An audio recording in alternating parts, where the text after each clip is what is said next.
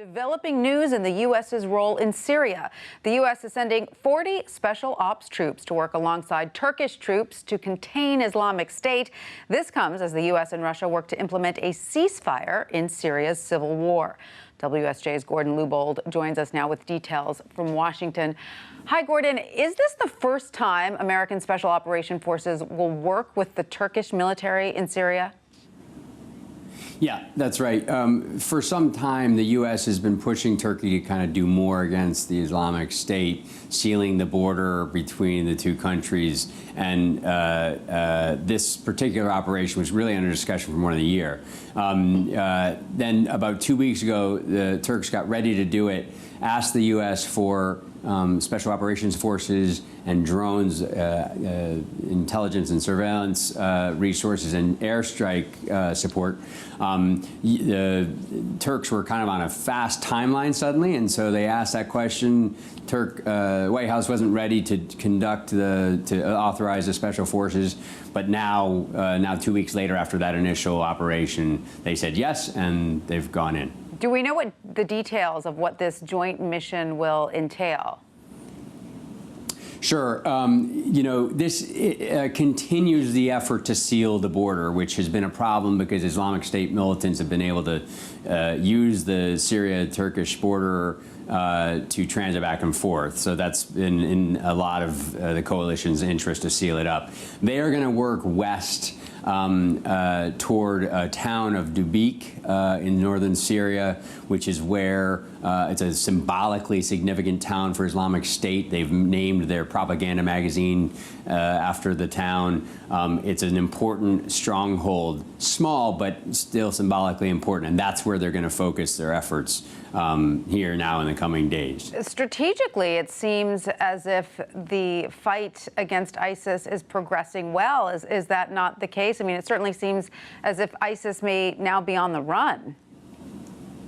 So there's a lot of nuance to that. There is the U.S. and the coalition is looking at some bit of an inflection point in the fight against ISIS. Militarily, it has gone well for the coalition and for the U.S. And they are now seriously talking about retaking Mosul in Iraq, and that may get underway even in the next several weeks. And then the stronghold of Raqqa in Syria is the next thing. Mm-hmm. They are at the point where they're looking at those. It suggests that militarily they are doing a lot. The problem is the physical caliphate that the Islamic State sought to expand, then becomes what the Pentagon refers to as a virtual caliphate, and then they have to start looking at other ways to counter the group. Sure, it becomes dangerous in a different way then. Now, Gordon, do we know what Russia's view will be of this U.S.-Turk alliance in Syria? I mean, we know that the U.S. and Russia are working on this ceasefire. How are they likely to view this alliance? Well, probably a little bit warily. The two countries have not seen eye to eye over Syria, in recent months. It's kind of moved back and forth, but there was various incidents that have kept them very distrustful of one another. The Russians, really focused, and the U.S. Focused on this ceasefire, which I think is so far so good.